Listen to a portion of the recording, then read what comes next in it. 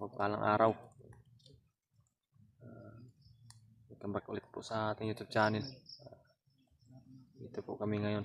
Kasama ko pa rin sila Brad Buds at Brad Janre at si Brad Edward. Dito kami ngayon mga tol, napadpad sa bundok na ito. Kasi nakikuha kami ng impormasyon po mga tol tungkol sa at may mga sinundan kami kalaban, bandido.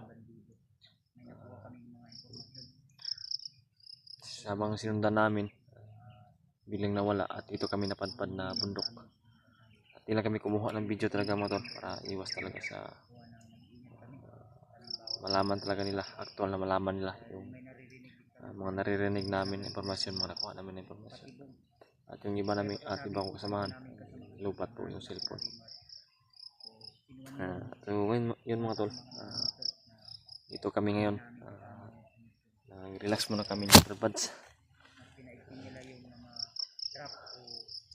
Grabe yung mga patibong na ginawa nila mga tol. Grabe yung mga pag-alerto nila sa bawat lugar o bawat location na bawat dinadadaanan namin. Grabe. Halos bumungad sa amin yung magkikita namin, halos nakakalat na mga kalaban, kakalat na mga bandido. Napaka-alerto at napakaraming patibong na mga ginawa nilagay sa bawat area o location. Mga tol, yung mga patibong na mga nakita namin, di basta-basta mga tol, na patibong kung mapakan namin, sigurado walang matira sa katawan namin. Buti naman po sa bawat lakad namin o lakbay namin, agad-agad na napapansin namin yung mga patibong na nilagay nila sa bawat dinadaanan namin.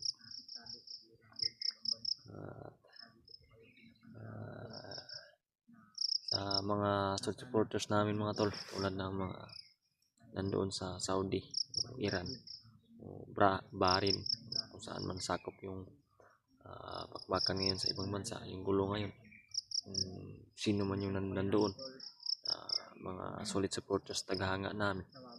Sana mga tol, huwag talaga kayong magpadala sa panic. Ano naman yung mga naririnig, ano naman yung mga nangyayari dyan sa banda sa inyo.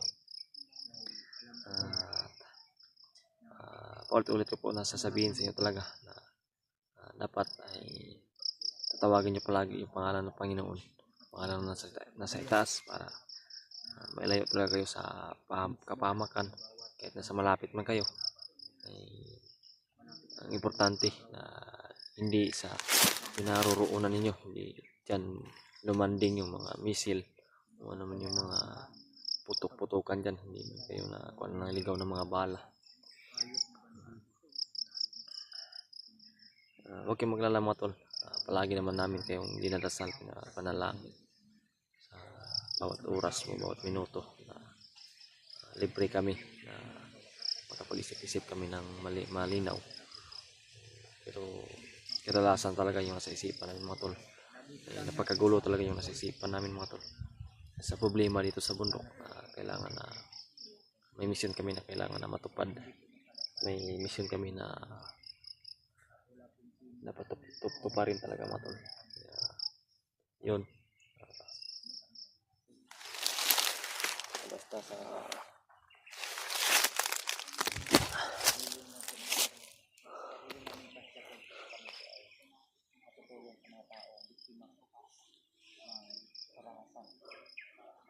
yun si Brad Edward, nandun rin si Brad Janre at si Brad Buds ay nandyan mga tol.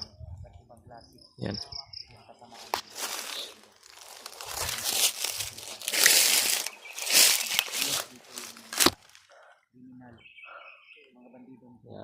Dito mga tol sa bundok na napadparan namin, dito ay mag-triple ingat na talaga kami mga tol sa lakad namin. Yung sinundan namin ay biglaan talaga na nawala sa paningin namin. Pilit namin na hinahanap at sinundan. At dito kami napadpad talaga sa area na ito, sa bundok na ito. Kaya, ang importante talaga, ligtas kaming apat. Walang nangyari sa amin na kapahamakan, kahit na sa yung mga nangyayari na dinanas namin. Nakita namin si Bagnot, nakita namin si Noah, nakita namin si Adrian na ginagamot ni Bagnot. Yung alaga talaga ni Brad Buds, nakita namin. Naawa talaga ako mo sa sitwasyon niya ganun. Kita ko na binata pa na naging commander na. Grabe mga tol. Talagang hindi ako makapaniwala sa nangyari kay Noah. Nangyari sa alaga ni Brad Buds. Nakakaawa ba? Sa ganyang edad dapat ay wala pa siya sa ganito na mga sitwasyon. Wala pa siya sa ganito na mga kilusan.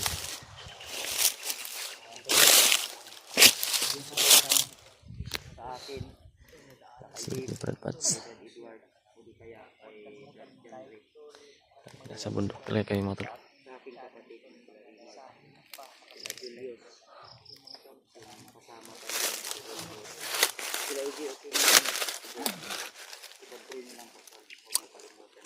Asam tani padulong Brad. Ito gitani guro.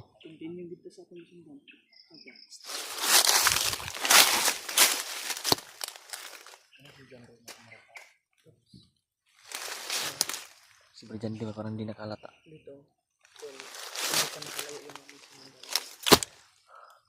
Dito lang talaga yung namawala kanina ba? Sa paningin natin.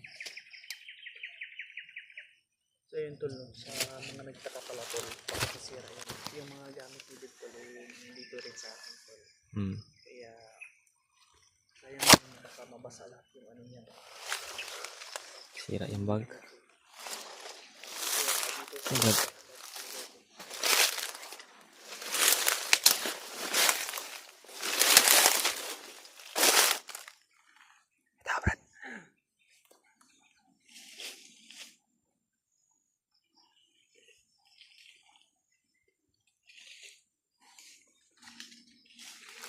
Brad, lapan ko.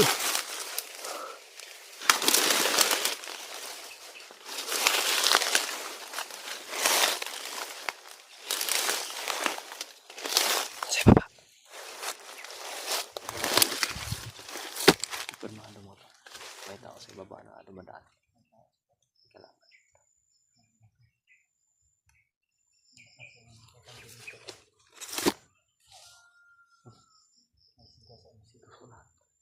May mga sigawan sa unahan mo to.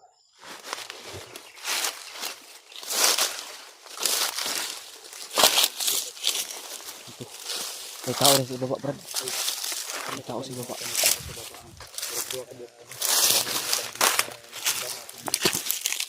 May tao rin sa baba. Ha?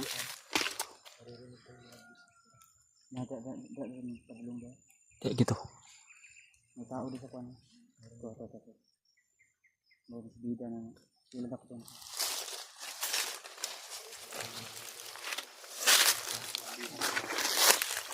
yung sinabi ng Abu Sato na huwag natin yung kalimutan. Ano nga yun ba?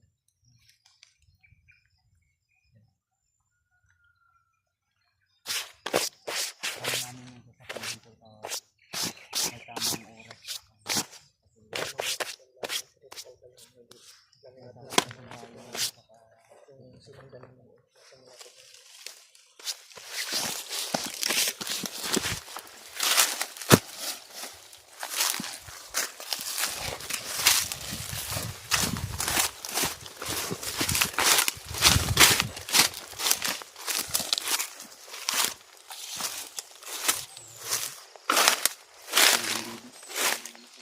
Patrolya gitu sa kanila. Ano ko din sa kanila. Nagkakisit unahan. Marami. Hindi maliwala sa isipan ko yung mga sinabi ni Leandro na yung sakaling marami yung kalaban o dihado kayo. Ay huwag kayong kapasok ng basta-basta dapat maglasig lang.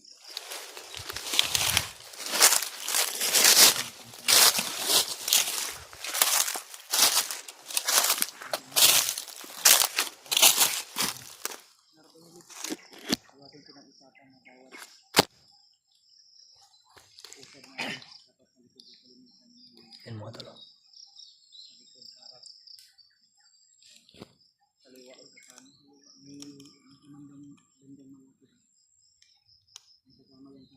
May kasama sa unahan to mga tol. Hindi lang to nag-iisa dito.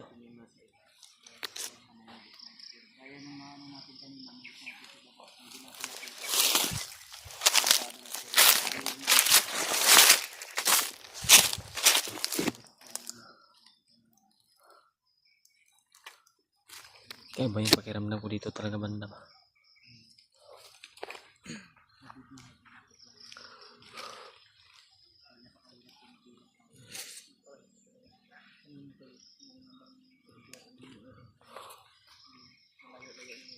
Yung mga talo.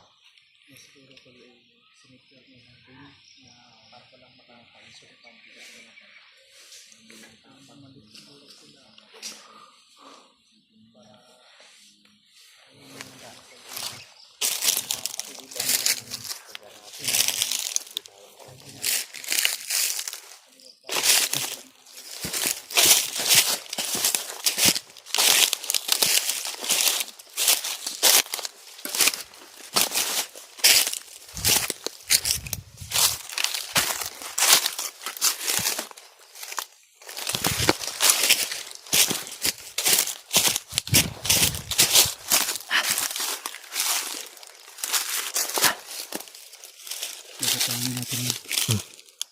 Napatawin mo? Ikaw bala? Ikaw. Ako ba? Ako ka to.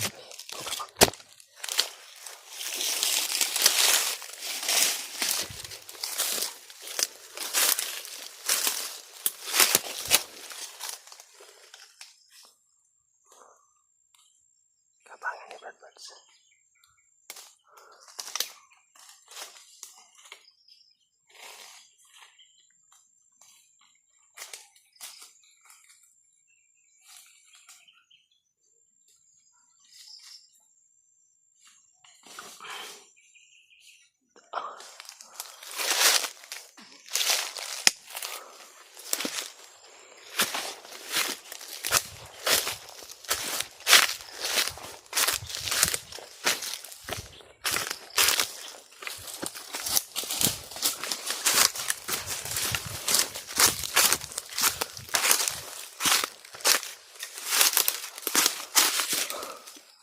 Dami sa unahan.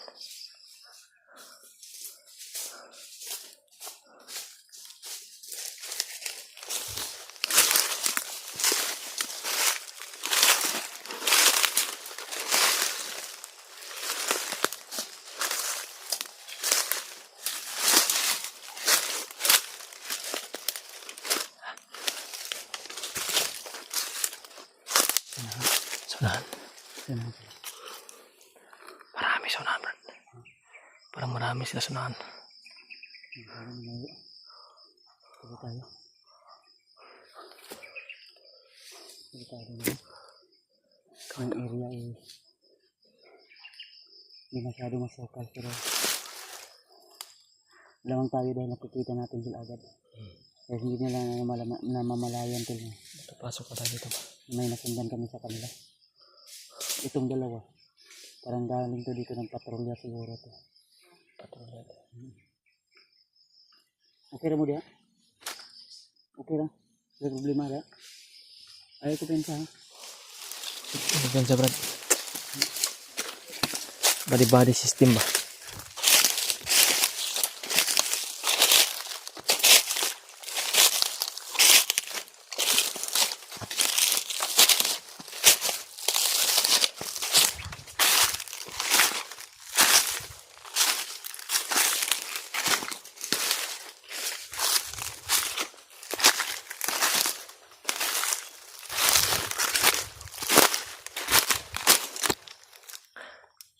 Para papunta talaga sa doon, no?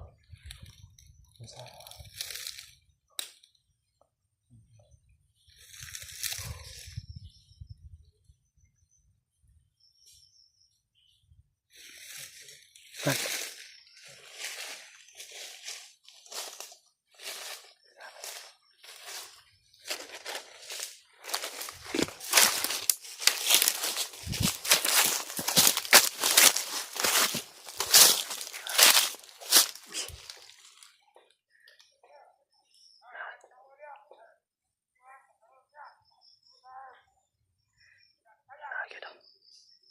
kampo siya. Kampo gini.